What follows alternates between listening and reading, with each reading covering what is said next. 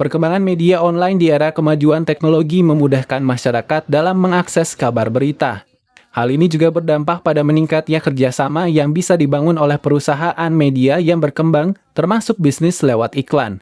Kepala Diskominfo Kalsel Muslim menilai perkembangan media di masa modern juga harus diikuti dengan jurnalis yang profesional.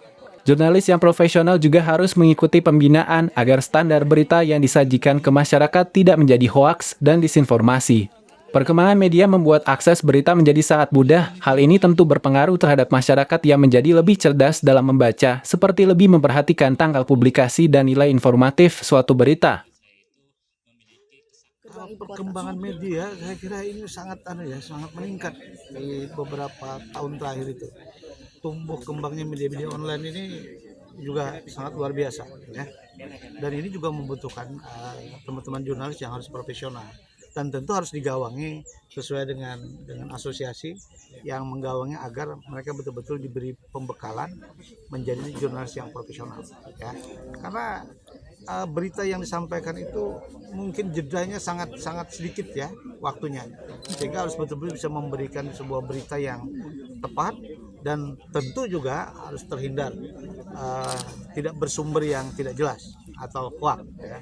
Karena itu mereka harus memahami bahwa sesuatu peristiwa atau suatu kejadian atau suatu informasi yang diberikan kelayakan untuk diangkat menjadi berita itu apa? Yaitu adalah peristiwa itu penting.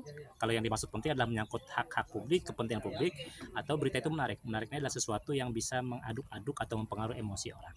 Nah, dengan begitu kan mereka mengerti bahwa ketika melihat sebuah peristiwa kejadian itu, yang mana yang bisa dijadikan berita, news value-nya atau nilai beritanya, lalu kemudian fakta apa saja yang dicari. Nah, itu yang perlu dipahami.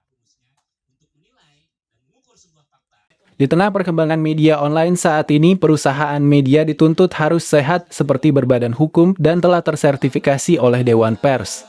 Media online juga kerap disebut media digital, atau media siber yang merupakan media baru setelah media cetak seperti surat kabar, majalah, tabloid, dan media elektronik seperti radio, televisi, yang pemanfaatan akses utamanya menggunakan jaringan internet. Sujianto, Banua TV Kota Banjarbaru melaporkan.